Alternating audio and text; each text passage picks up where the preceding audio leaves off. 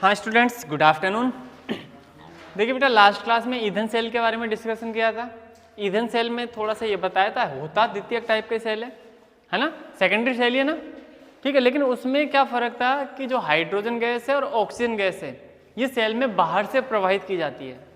Hydrogen और oxygen gas cell से बाहर से प्रवाहित की जाती है ना, ठीक है। ये फ़र्क था उसका, यानी कि जो भी अपने अभिकारक होते हैं वो सेल में बाहर से दिए जाते हैं, ठीक है। और उसकी रिएक्शन वगैरह सारी चीज़ें आपने देख ली थी, हाइड्रोजन गैस कहाँ प्रवाहित कराते हैं, ऑक्सीजन गैस कहाँ प्रवाहित कराते हैं, चीज़ें समझ में आ गई होगी, ठीक है। चलो अब इसके आगे डिस्कस करते हैं। नेक्स्ट और लास्ट टॉपिक बच रहा है इस चैप्टर का ना, इलेक्ट्रोकेमिस्ट्री जो पढ़ रहे हैं ना, इसमें सबसे लास्ट टॉपिक है कोरोजन, ठीक है, संक्षारण। हेडिंग डालो, संक्षारण कोरोजन, संक्षारण कोरोजन।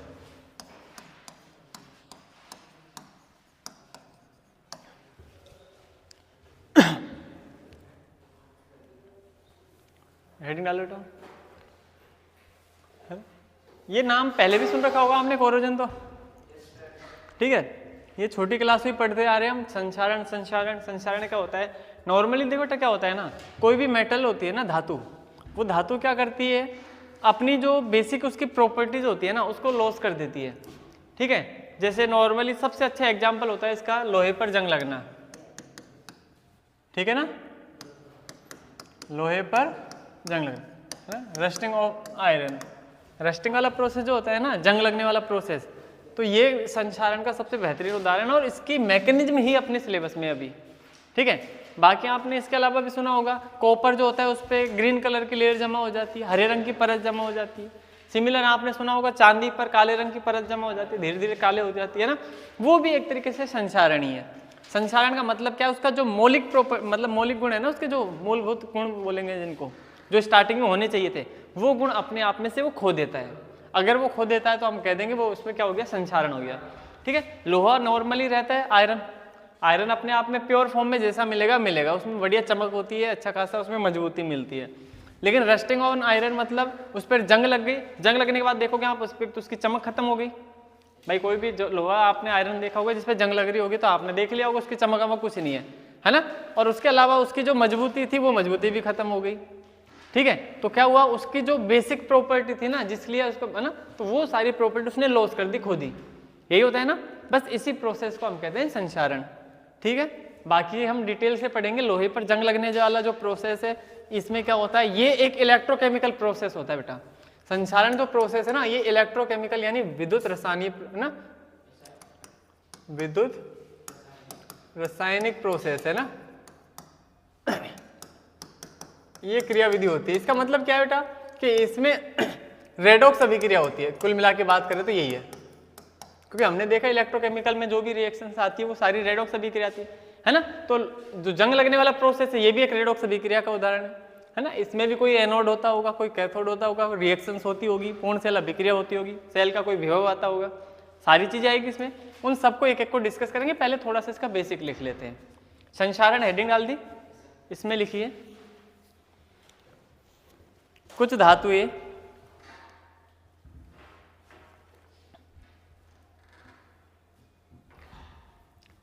वायु जलवाष्प अथवा कुछ अम्लों की उपस्थिति में, कुछ अम्लों की उपस्थिति में अपने मौलिक गुणों को खो देती है।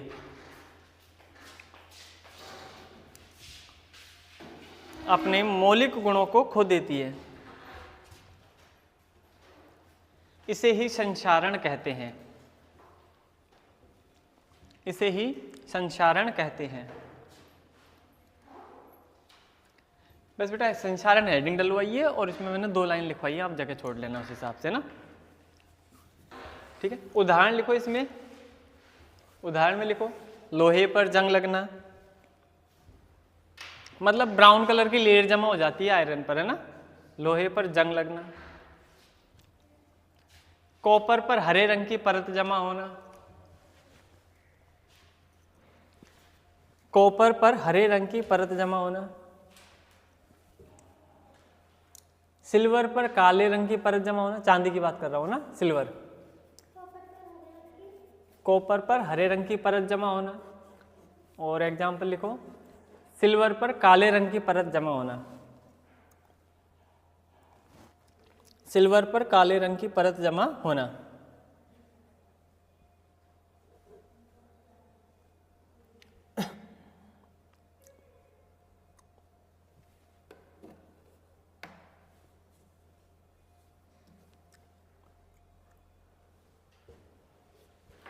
ठीक है, हाँ। अब इसमें सब हेडिंग डाल लो, लोहे पर जंग लगने की क्रियाविधि। लोहे पर जंग लगने की क्रियाविधि।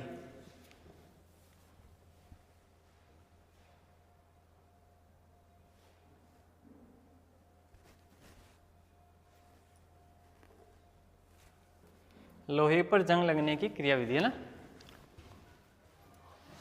देखो बेटाओ, जंग लगने में 3 चीजें प्रयोग होगी। पहले ये तो आपको समझ में आ गई है ना। अब इसमें समझना, इसके अंदर नॉर्मली क्या होता है बेटा, जंग कब लगती है? एक तो लोहा तो मिलना ही चाहिए जिस पर जंग लगनी है ना। उसके साथ साथ बेटा वायु मिलनी चाहिए, एयर।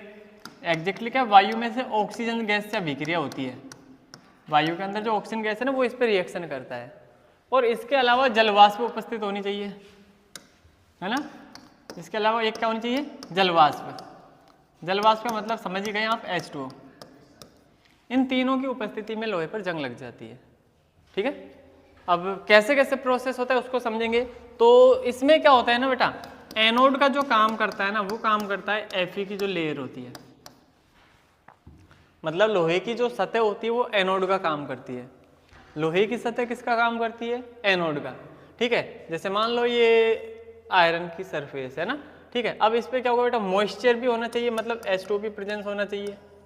और ये अपने आप में Fe हो ही गया, सही है। ठीक है, साथ में ऑक्सीजन गैस भी आनी चाहिए, यहाँ ऑक्सीजन गैस भी होगी। ठीक है, इन सब की प्रेजेंस में ही हो रहा है ना सारा प्रोसेस। तो होता है क्या है बेटा, एनोड पर देखो, एक एक स्टेप बाय स्टेप देखेंगे इसको। ठीक है, एनोड पर होता है Fe, ये वर्क करता है। ठीक है, Fe क्या करता है बेटा, अपने 2 इलेक्ट्रॉन को लूज करता है। ठीक है, क्या कह रहा हूं बेटा, एनोड पे जो Fe है ना, ये अपने इलेक्ट्रॉन को लूज करके क्या बनाता है, Fe2+ आयन बनाता है। Fe2+ आयन बनाता है। बात समझ में आ गई, कोई दिक्कत नहीं है। ठीक, अब बात करूं मैं कैथोड पर। कैथोड पर क्या होता है बेटा, ऑक्सीजन गैस जो दिख रही है ना आपको, ऑक्सीजन गैस, ये कैथोड पर वर्क करेगी, है ना। एनोड पर क्या काम किया, Fe। कैथोड पर क्या काम करेगा, ऑक्सीजन गैस। ऑक्सीजन गैस है, और साथ में ही सुनना बेटा कि जो H2 है ये इलेक्ट्रोलाइट, विद्युत अपघट्य का काम करता है। ठीक है, ये किसका काम किया बेटा, एनोड का। ये किसका काम किया, कैथोड का। ये किसका काम कर रहा है, विद्युत अपघट्य का, इलेक्ट्रोलाइट का।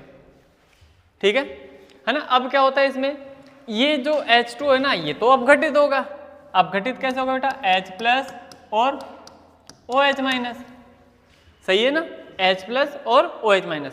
आपको पहले से पता है ना, एनोड तो कैसा होता है, पॉजिटिव या नेगेटिव, बहुत बार बताया है। पॉजिटिव बेटा, पॉजिटिव। ये जो आता है वो एक ही सरफेस पे हो रहा है ना, एक ही कंटेनर में हो रहा है। और कैथोड पे क्या होता है, नेगेटिव। नेगेटिव वाले के पास में H+ आएगा कि OH- आएगा, H+ आएगा। वो H+ इसके पास में आएगा। अब देखो इतना समझो बेटा, है ना, इसमें से ये H+ है। ठीक है, अब इसको बैलेंस करेंगे, इसमें 4 H+ लगा लेंगे भी ना। और इसके अलावा इलेक्ट्रॉन तो आएंगे आएंगे, एनोड के इलेक्ट्रॉन तो कैथोड पे ही जाते हैं। यही प्रोसेस होगा। ये H+ क्या करता है, इस ऑक्सीजन के साथ जुड़ के H2O बनाता है, जल। तो आपको समझ में आ रही है, 2 ऑक्सीजन है तो कितनी हाइड्रोजन होनी चाहिए, 4 होनी चाहिए, है ना। तो ये आपस में बैलेंस होके क्या बना लेगा, 2H2O।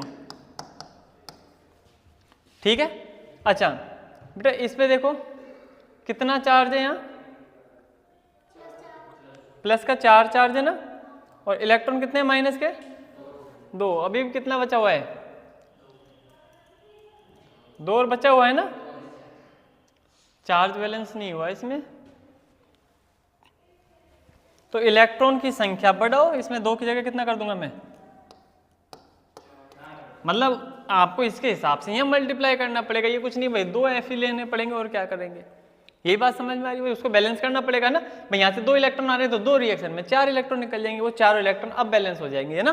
तो प्लस के 4 है माइनस के 4 है, ये होगा बैलेंस, इससे इस पर तो कोई इफेक्ट पड़ेगा नहीं, वो तो बनेगा H2 ही, ठीक है। तो ये रिएक्शन होगी कैथोड पर।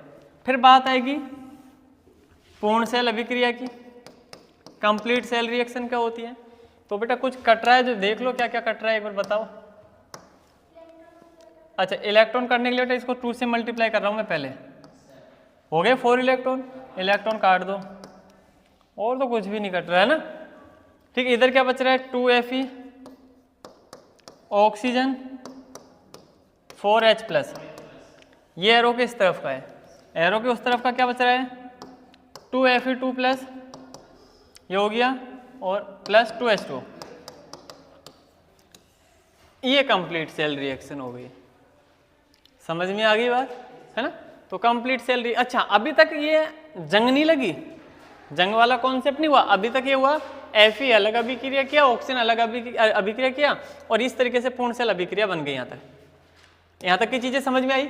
अब इसके बाद में क्या होगा वो समझो आप, कि अभी तक जो बना हुआ है ना आपके पास में सिर्फ इतना सा हुआ है कि Fe जो है ना वो 2+ की फॉर्म में बन गया है, ठीक है। फिर क्या होता है बेटा, ये ऑक्सीजन की उपस्थिति में, सुनना ध्यान से, Fe जो है ना 2+ है, ये ऑक्सीजन की उपस्थिति में पहले बनाता है Fe3+। अरे 2+ तक यहां मिल गया आपको। अब मैं क्या कह रहा हूं आगे सुनना, सुनिएगा, यहां तक की चीजें समझ में आ रही है।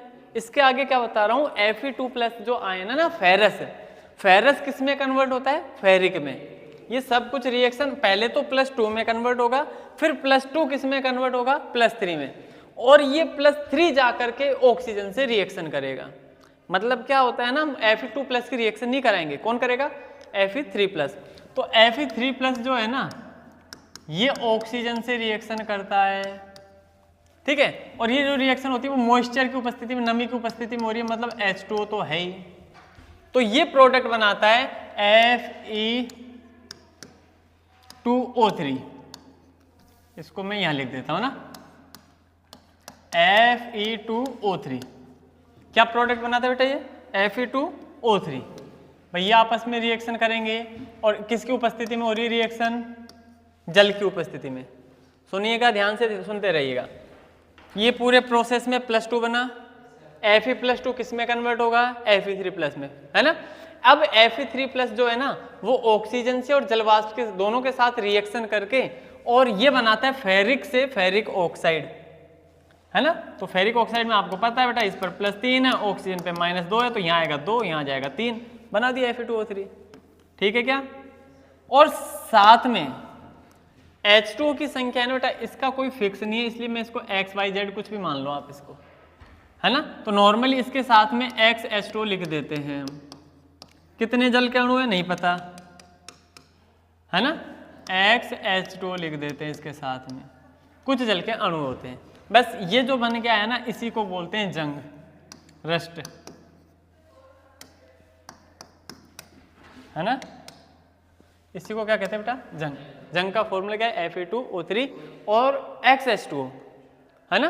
भाई जल की कुछ ना कुछ क्वांटिटी होगी, जो भी होगी वो फिक्स नहीं है कुछ भी, इसलिए X लिख दिया वहां, ठीक है ना। तो ये पूरा प्रोसेस होता है जो लोहे पर कोरोजन वाला प्रोसेस है ना, आयरन पर, है ना, इस वाले को एक्सप्लेन करता है, ठीक है।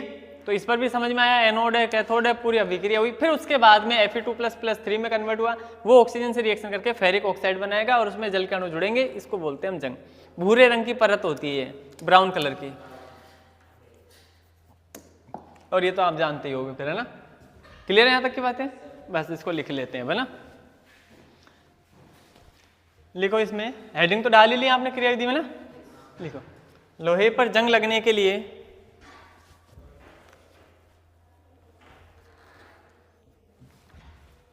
लोहे पर जंग लगने के लिए आयरन की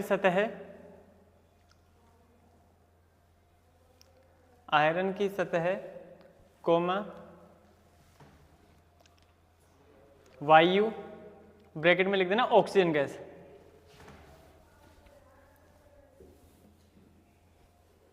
ब्रैकेट में लिख देना ऑक्सीजन गैस, है ना, तथा जलवाष्प की आवश्यकता होती है।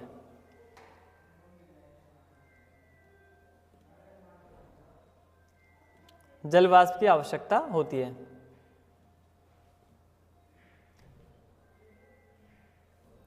नेक्स्ट लाइन में लिखना, सर्वप्रथम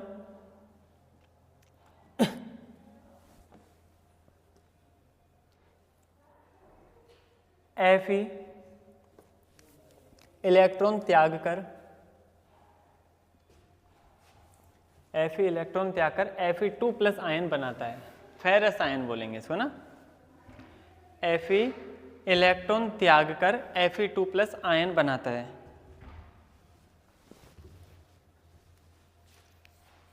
जो एनोड के रूप में प्रयोग होती है।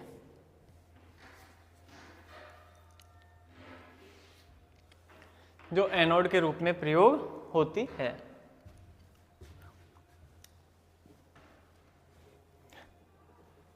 ठीक है, अच्छा ये अभिक्रिया लिख दो एनोड वाली, है ना, ऐसे लिख देना एनोड और आगे लिख देना ऑक्सीकरण और फिर अभिक्रिया लिख दो।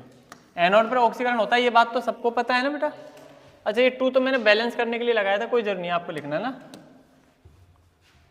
इतने को Fe से Fe2+ और 2 इलेक्ट्रॉन, है ना, एनोड पर। नहीं लिखवाऊंगा अभी।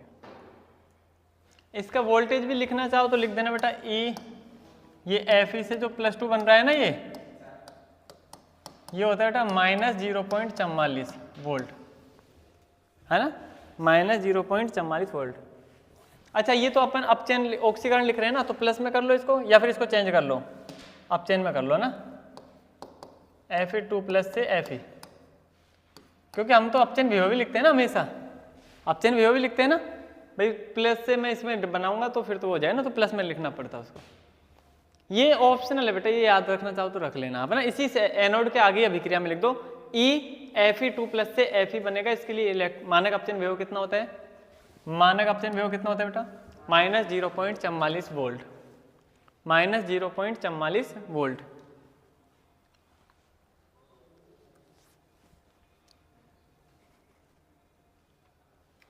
लिख दिया।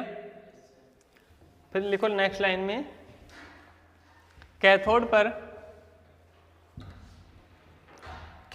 पर ऑक्सीजन गैस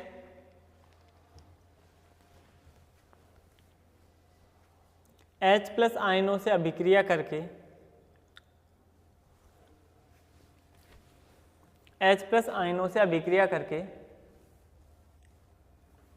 H2O में परिवर्तित होती है।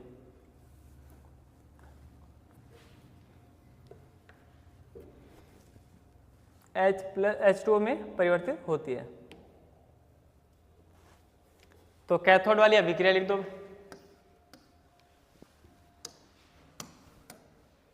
कैथोड वाली अभिक्रिया लिख देना बेटा ना।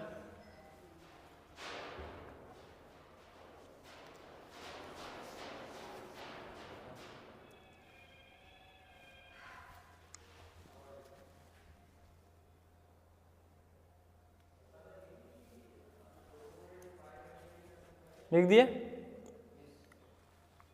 इसके लिए भी लिखना चाहो तो लिख लेना 1.23 वोल्ट होता है बेटा, 1.23 है ना। लिखना चाहो तो लिख लो, कोई दिक्कत नहीं है ना। इसमें जो E0 सेल आएगा वो कितना है बेटा? 1.23 वोल्ट। प्लस में आता है, ध्यान रखना, कैथोड वाली। एनोड वाली माइनस में और कैथोड वाली प्लस में, है ना। ये तो आपको वैसे भी पता है, जिसका अपचयन विभव कम होता है वो कैथोड एनोड का काम करती है, जिसका ज्यादा होता है वो कैथोड के रूप में आती है। फिर लिख दो पूर्ण सेल अभिक्रिया।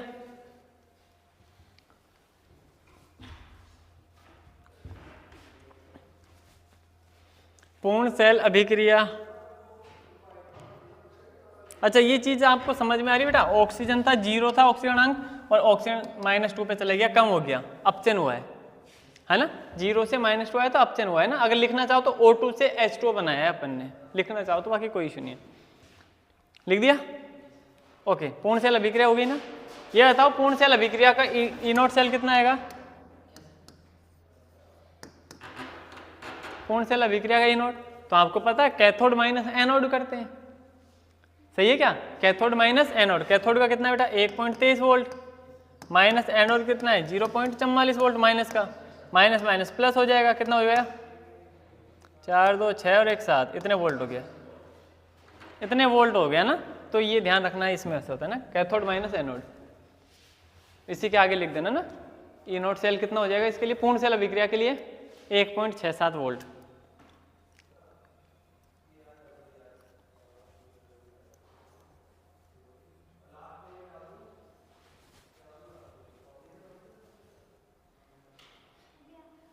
हो गया बेटा।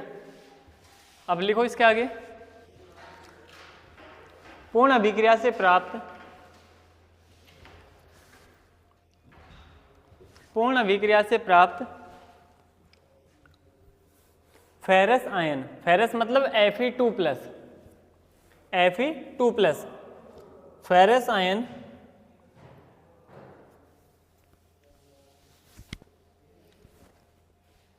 ऑक्सीजन तथा H2O की उपस्थिति में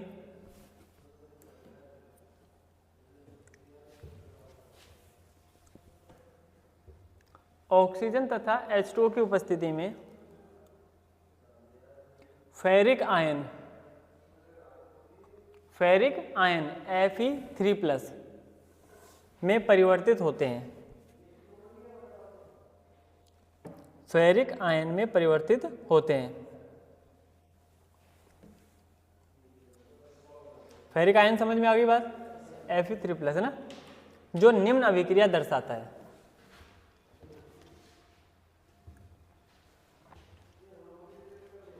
जो निम्न अभिक्रिया दर्शाता है,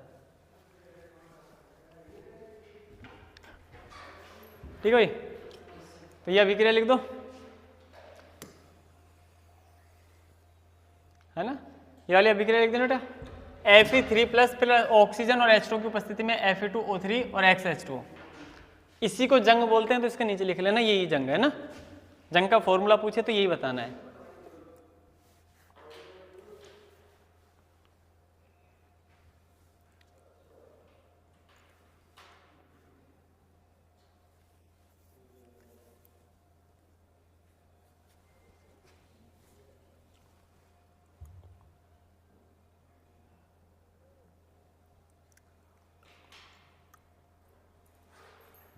हो गया, बस इसी को क्या बोलते हैं बेटा, जंग का फॉर्मूला। जंग का सूत्र पूछे Fe2O3 XH2, ये लिखोगे कहीं भी, है ना, ठीक है। जंग का रासायनिक सूत्र एग्जाम में पूछा जा सकता है आधे नंबर में, Fe2O3 XH2। बाकी अभिक्रिया पूछे, देखो संसारण से संबंधित कोई भी क्वेश्चन आएगा, मतलब कि जंग किसे कहते हैं, संसारण क्या होता है, कुछ भी पूछ ले, तो आपको ध्यान रखना बेटा एनोड की अभिक्रिया, कैथोड की अभिक्रिया, पूर्ण सेल अभिक्रिया और ये लास्ट अभिक्रिया, इन चारों अभिक्रियाओं के बिना कभी समझाना ही नहीं है। मतलब ये चारों अभिक्रिया लिखनी जरूरी है, कंपलसरी है, नंबर तो इनसे ही मिलेंगे। बाकी XYZ आपको जो लिखना है वो लिख लेना, उसमें थ्योरी के रूप में जो भी लिखना चाहो अपने वर्डों में लिखा करो, बट ये जरूरी है, ध्यान रखना। समझ गए क्या, इसके बिना काम नहीं चलेगा। आप कितना ही लिख देना थ्योरी में, आपको पता है संसारण में ये होता है, वो होता है, इतना होता है ना, पर अगर 1 नंबर का क्वेश्चन है इसमें चारों अभिक्रिया नहीं लिखे ना, तो आपको 1 नंबर कतई नहीं देगा वो। उसकी इच्छा होगी तो आधा नंबर जरूर दे सकता है, 1 नंबर किसी भी हालत में नहीं मिलेगा ना। कहने का मतलब यही है, संसारण या लोहे पर जंग लगने से संबंधित कोई भी क्वेश्चन आता है तो आपको यही चीजें लिखनी है, बिना अभिक्रिया के इसका आंसर नहीं बनेगा। आगे बात समझ में है ना, जिसमें Fe2+ में बना, ऑक्सीजन रिएक्शन H+ से अभिक्रिया करके H2 बनाया, मिला करके दोनों अभिक्रिया लिख दी। ये याद रख लेना 0.44 इसका है, 1.23 इसका है, मिला करके ऐड करेंगे 0.67 इसका है, ठीक है। और बाकी फिर Fe2+3 में कन्वर्ट हो जाता है, जो ऑक्सीजन से अभिक्रिया करके Fe2O3 बनाता है, जैसे जंग लगना है, ठीक। अच्छा, नॉर्मल छोटी क्लासों में समझा है, संसारण से बचने के लिए उस पर पेंट वगैरह कर देते हैं, कलर वगैरह, ये तो अपन घर में भी यूज करते हैं, कौन सी बड़ी बात है ना। लेकिन उसमें कोई बड़ी बात नहीं, उसको मैं लिखवाऊंगा भी नहीं। पर एक ये था गैल्वेनाइजेशन, है ना, यसद लेपन है क्या याद?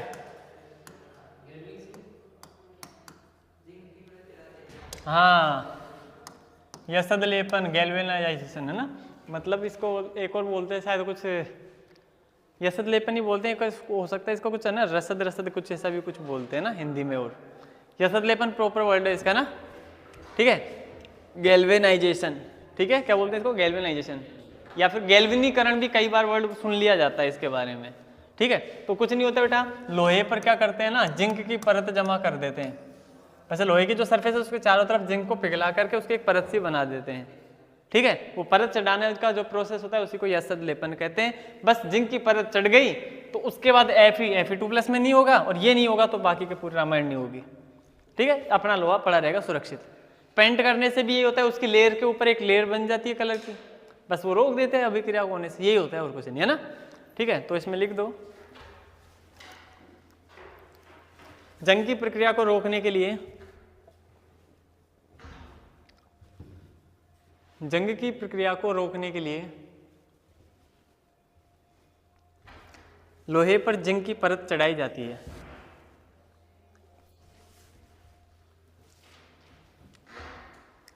लोहे पर जिंक की परत चढ़ाई जाती है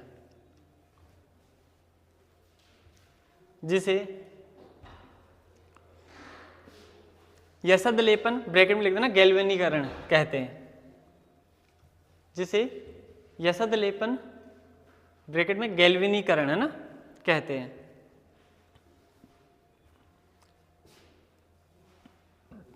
यशद लेपन या फिर गैल्वेनीकरण कहते हैं,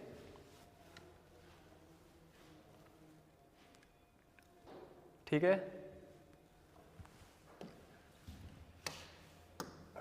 हो गया बेटा, चैप्टर कंप्लीट है। कुछ एक इसके क्वेश्चंस के बारे में डिस्कशन कर रहे हैं, ध्यान से सुनिए ना। लिखो सबसे पहला एक क्वेश्चन, चैप्टर कंप्लीट हो गया ना। क्वेश्चन लिखो, दिए गए मानक इलेक्ट्रोड विभव के आधार पर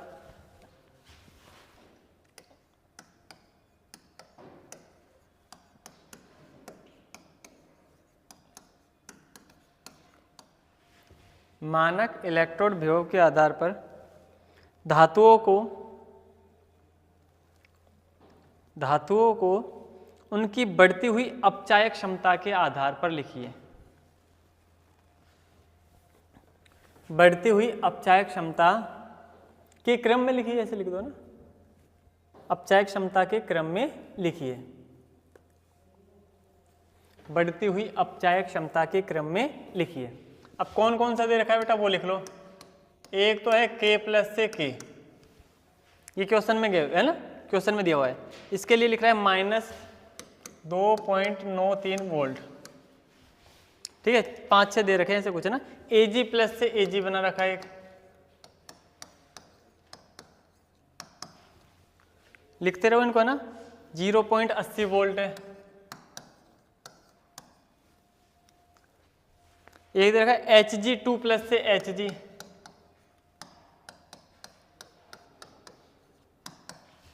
इसके लिए दे रखा है बेटा 0.79 वोल्ट।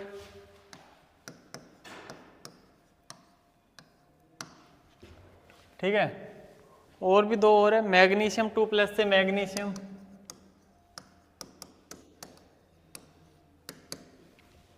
इसके लिए बेटा 2.37 माइनस का -2.37 वोल्ट।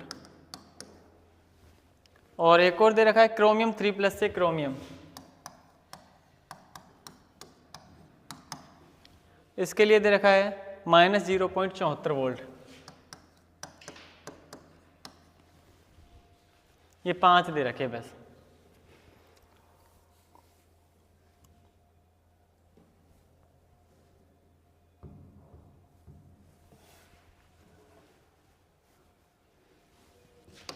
किस क्रम में लिखना है बेटा? अपचायक क्षमता का बढ़ता हुआ क्रम। तो याद करो, इलेक्ट्रोकेमिकल सीरीज पढ़ाई थी आपको, विद्युत रासायनिक श्रेणी। उस टाइम बताया था एसआरपी का घटता क्रम बढ़ता क्रम, ऐसे कुछ बताया था। बात करी थी हमने सबसे ज्यादा अपचायक का गुण किस में होता है, देखो उस टेबल में अगर याद हो तो। सबसे ज्यादा अपचायक का गुण किस में था?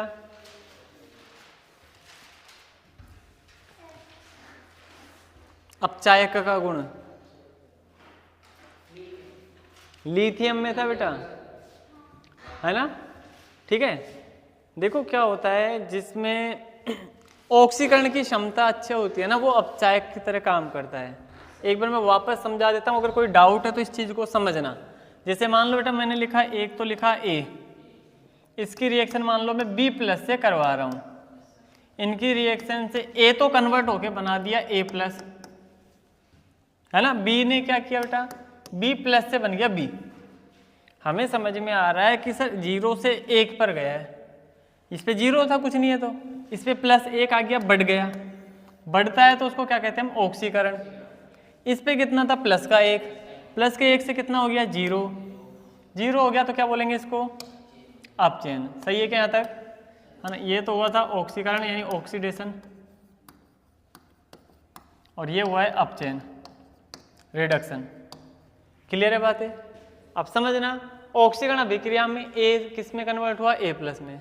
मतलब आप बोल दो कि सर ए का ऑक्सीकरण हुआ है, ए का क्या हुआ है, ऑक्सीकरण, किस में हो गया, ए प्लस में। बी का क्या हुआ है सर, अपचयन हुआ है। बी का नहीं, बी प्लस का, बी प्लस का क्या हुआ है, अपचयन, किस में कन्वर्ट हुआ है, बी में। इतनी बातें समझ में आ रही है।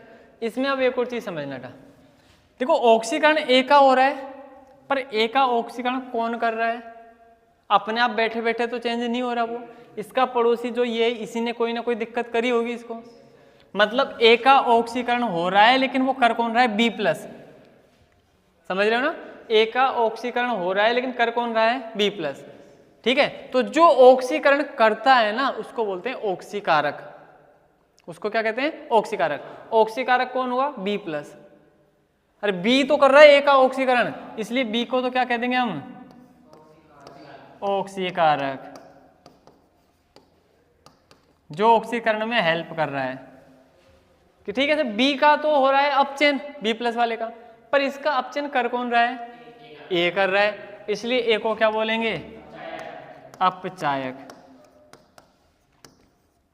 क्या बात समझ में आ रही है।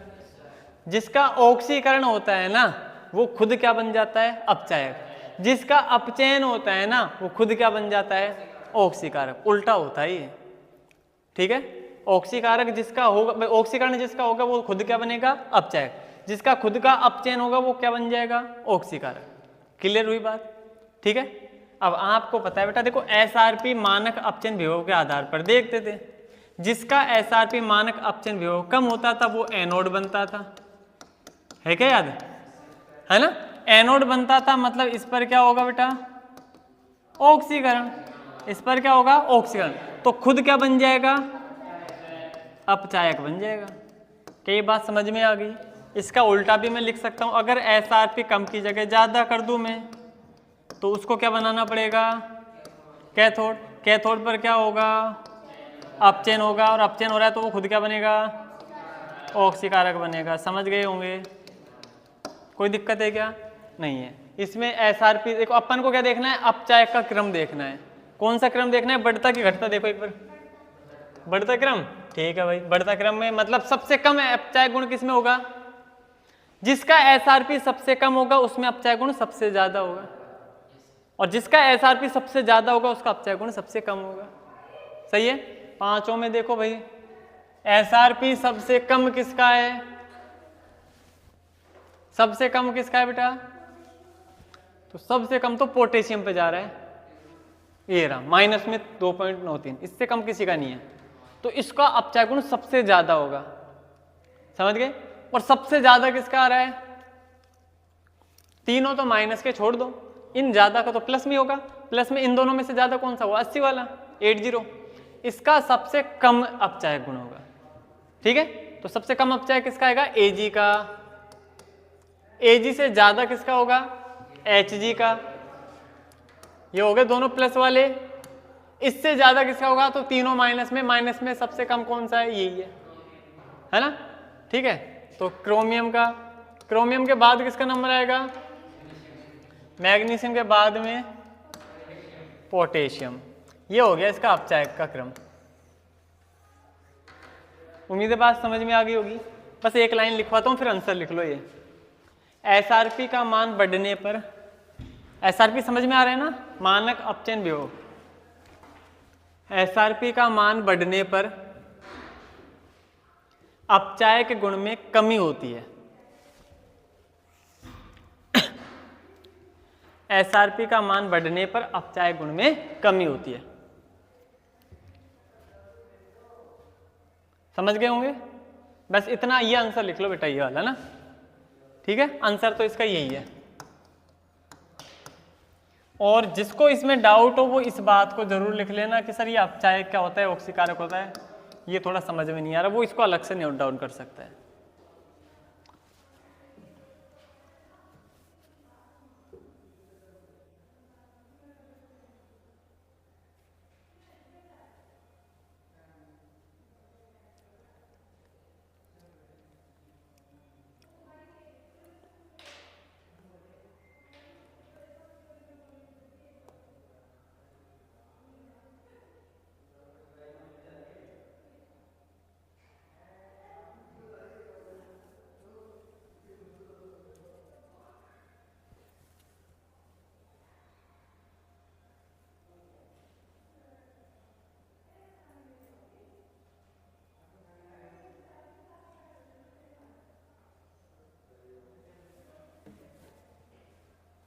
हो गया? करें अगला? लिखो नेक्स्ट क्वेश्चन।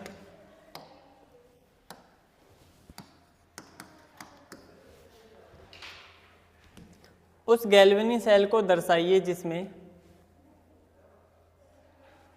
उस गैल्वेनी सेल को दर्शाइए जिसमें निम्न अभिक्रिया होती है, जिसमें निम्न अभिक्रिया होती है।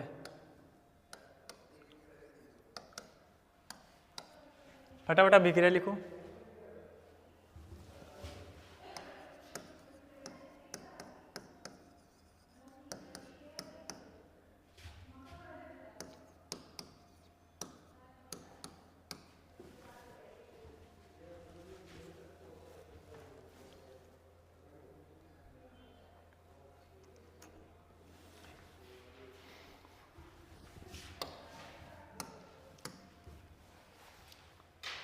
ठीक है, इसके आगे भी क्वेश्चन है, अभी कंप्लीट करो आगे।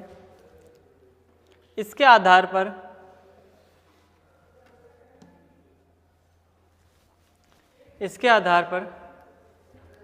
निम्न प्रश्नों के उत्तर दीजिए। इसके आधार पर निम्न प्रश्नों के उत्तर दीजिए। पहला लिखो बेटा, इसमें कौन सा इलेक्ट्रोड ऋणावेशित है?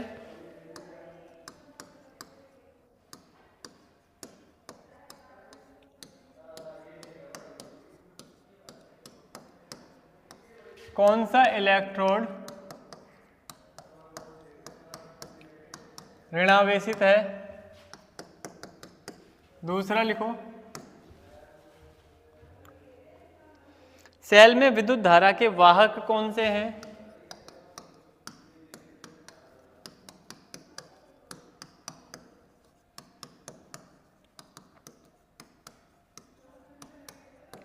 सेल में विद्युत धारा के वाहक कौन से हैं? और तीसरा लिखो, प्रत्येक इलेक्ट्रोड पर होने वाली अभिक्रिया क्या है? प्रत्येक इलेक्ट्रोड पर होने वाली अभिक्रिया क्या है?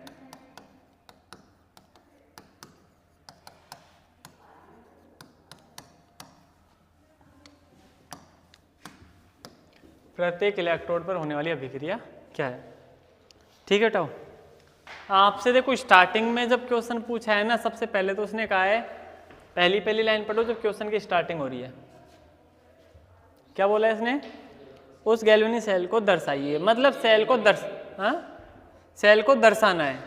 सेल को दर्शाने का मतलब क्या है? उसका प्रदर्शन कैसे करते हैं? सेल प्रदर्शन हमने पढ़ा था, बीच में डबल वर्टिकल लाइन खींचते हैं, एक तरफ एनोड रखते हैं, एक तरफ कैथोड रखते हैं। एनोड में अपघट्य और सॉलिड इलेक्ट्रोड को अलग अलग रखते हैं ना। सबसे पहले एनोड देखेंगे बेटा, इस सेल के हिसाब से, अभिक्रिया के हिसाब से एनोड कौन सा बनेगा? जिंक का बनेगा। कि सर इस पे तो हो रहा है ऑक्सीकरण, सही है क्या? ऑक्सीडेशन। और इसका क्या हो रहा है? अपचयन, मतलब रिडक्शन। ऑक्सीकरण वाला अब एनोड होगा, ये कैथोड होगा। तो बीच देखो, इसमें सबसे पहले पूछा है सेल का प्रदर्शन, तो हम लिख देते हैं सेल का प्रदर्शन कैसे करते हैं, सेल को कैसे दर्शाते हैं। तो इसमें देखो बीच में डबल वर्टिकल लाइन आती है, इधर एनोड लिखेंगे। एनोड में क्या हो रहा है बेटा? जिंक है, जिंक, एक लाइन खींचते हैं, किस में कन्वर्ट हो रहा है बेटा? जिंक 2+ में, एक्वस, सही है। फिर कैथोड, इधर कैथोड आएगा, कैथोड में क्या हो रहा है? Ag, चाहो तो 2 लिख दो, नहीं लिखोगे तब भी कोई दिक्कत नहीं है, सही है। Ag किस में कन्वर्ट हो रहा है? 2Ag में। 2 नहीं लिखता मैं तब भी कोई परेशानी नहीं है, जरूरी नहीं है। 2 लिख दोगे तो गलत नहीं है, नहीं लिखोगे तो भी गलत नहीं है, पर बाकी का लिखना जरूरी है। ये हो गया सेल का प्रदर्शन। फिर क्या पूछा उसने? पहला, सेल का कौन सा इलेक्ट्रोड ऋणावेशित है? अरे ऋणावेशित कौन सा होगा इसमें? एनोड होगा कि कैथोड होगा? एनोड होगा बेटा। ये कौन सा सेल है समझ में आ रहा है ना? इसमें अलग अलग रिएक्शंस हो रही है दोनों, ठीक है। उसने स्टार्टिंग में क्या बोल दिया, नाम क्या बोला है? Galvani cell. गैल्वेनी सेल में एनोड नेगेटिव होता था, कैथोड पॉजिटिव होता था, ठीक है क्या? तो एनोड नेगेटिव होगा मतलब कौन सा है बेटा? जिंक इलेक्ट्रोड, सही है क्या? है ना, एनोड ही होगा। क्लियर हुई बात? दूसरी चीज क्या बोल रही है बेटा? सेल में विद्युत धारा के वाहक कौन है? किसकी वजह से विद्युत धारा उत्पन्न होती है? तो बेटा एक तो इलेक्ट्रॉन तो होगा ही होगा, इलेक्ट्रॉन का फ्लो तो होता ही है, इसके साथ साथ आयन भी होते हैं। जो सेल होते हैं उनमें इलेक्ट्रॉन के साथ साथ कौन होता है? आयन। मुख्य तो आयन ही होते हैं, पर इलेक्ट्रॉन भी निकलते हैं, इलेक्ट्रॉन भी फ्लो होता है, वो भी इसके क्या हेल्प करते हैं। ध्यान रखना, विद्युत वाहक पूछे ना कौन से विद्युत धारा के वाहक कौन से? इलेक्ट्रॉन और आयन दोनों होते हैं, है ना, इलेक्ट्रॉन और आयन दोनों होते हैं, ठीक है। तीसरा बेटा, प्रत्येक इलेक्ट्रोड पर होने वाली अभिक्रिया क्या है? प्रत्येक इलेक्ट्रोड पर होने वाली अभिक्रिया क्या है? तो हमें समझ में आ रहा है कि सर एनोड पे लिखनी है। एनोड पे अभिक्रिया क्या हो रही है? जिंक से बन रहा है जिंक 2+, सही है क्या? इसमें लिख देना बेटा वो सॉलिड और एक्वस, और इसमें 2 इलेक्ट्रॉन रिलीज हो रहे हैं, खुद को लिखना है वो इलेक्ट्रॉन देख के। कैथोड पे क्या अभिक्रिया हो रही है कि सर 2Ag लिया हमने, 2Ag+, ये एक्वस था, इसमें 2 इलेक्ट्रॉन आके जुड़ गए होंगे तभी तो अपचन हुआ, और इसमें बन जाएगा 2Ag। और चाहो तो साथ में लिख देना, इसमें ऑक्सीकरण हुआ है, उसमें अपचन हुआ है। बाकी अभिक्रिया पूछी थी मैंने, लिख दिया अभिक्रिया। समझ गए क्या? बस ये है,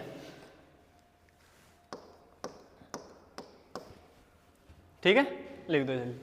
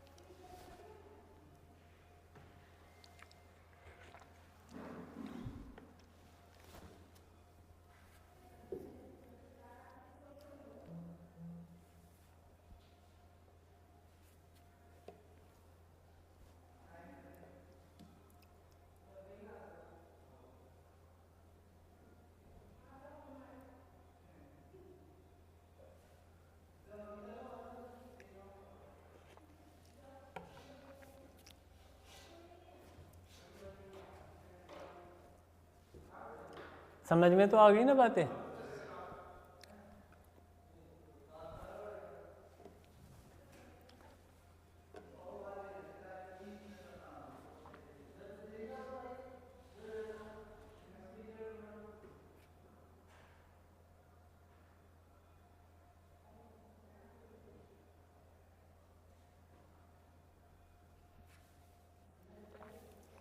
लिखो क्वेश्चन। 298 केल्विन पर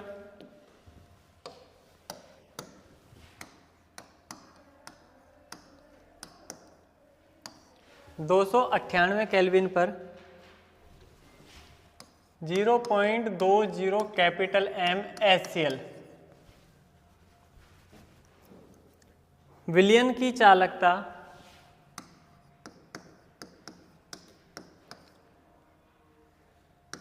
विलयन की चालकता 0.0248 सीमेंस सेंटीमीटर इनवर्स है। सीमेंस सेंटीमीटर इनवर्स है। तो इसकी मोलर चालकता ज्ञात कीजिए।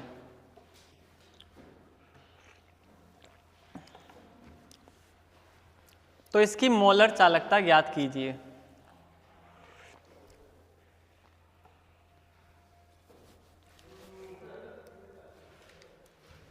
इसकी चालकता ज्ञात कीजिए। अच्छा, कौन सी चालकता निकालनी बेटा? मोलर चालकता। याद है क्या मोलर चालकता को किससे डिनोट करते थे? लैम्डा एम से बेटा। लैम्डा एम फाइंड करना है आपको। लैम्डा एम का फॉर्मूला याद है क्या आपको? K into 1000 upon capital M है क्या याद? एक लैम्डा इक्विवेलेंट और निकालते थे तुल्यांकी चालकता, उसमें K इंटू 1000 बट्टा इस कैपिटल N नॉर्मलता लिखते थे यहाँ। ठीक है, तो ये फॉर्मूला होता था मोलर चालकता का। ठीक है, ये आपको दिया गया इतने M, यानी कि ये तो हुई बेटा सांद्रता का मान 0.20 और ये चालकता आती है, चालकता को K से लिखते हैं। K का मान कितना है? इतना मान है। आगे सारे मान, तो K की जगह K का मान लिखो कितना बेटा? 0.0248 इंटू 1000 बट्टा कैपिटल M कितना दे रखा है? 0.20। सही है क्या? ठीक है, देखो इस दो को, इसको तो हटा दो वैसे ही है ना। इसमें देखोगे आप 3 जीरो होती है ना, तो यहाँ आ गया 24.8। सही है, और उसका एक पॉइंट इससे हटा दो, डायरेक्ट सारे पॉइंट खत्म। 248/2 बचेगा, 2 का भाग दूंगा तो डायरेक्ट 124 आ गया। सही है, अब यही आएगा ना सर, आप देख लेना थोड़ा है ना। ये बताओ इसकी यूनिट क्या लिखूंगा बेटा? मोलर चालकता की यूनिट डायरेक्टली याद है क्या आपको? सबकी लिखवा रखिए एक एक यूनिट। भूल गए होंगे ना? देखो देखे क्या है।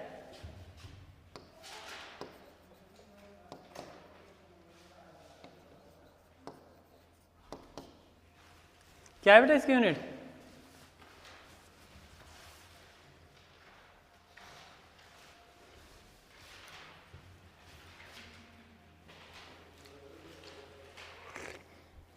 मिल गई क्या? सीमेंस सेंटीमीटर स्क्वायर, अरे स्क्वायर बेटा ना, सीमेंट सेंटीमीटर स्क्वायर और मोल इनवर्स। मिल गई क्या? Siemens centimetre square mole inverse molar चालकता की यूनिट है ना। लिखवा रखिए, नोटबुक में देख लेना। ठीक है, ओके टाओ लिख लो इसको ना, लिखवाइए ना, आपको पता तो है ना। ठीक, चलिए आज की क्लास हम यहीं समाप्त करते हैं। एक कल की क्लास में और थोड़े बहुत क्वेश्चन है बेटा इसके, वो डिस्कस करेंगे है ना। ठीक है, नया चैप्टर हम परसों की क्लास से स्टार्ट करेंगे, कल की क्लास में भी इसके न्यूमेरिकल्स करेंगे। ठीक है, चलिए आज की क्लास में इतना ही। Thank you.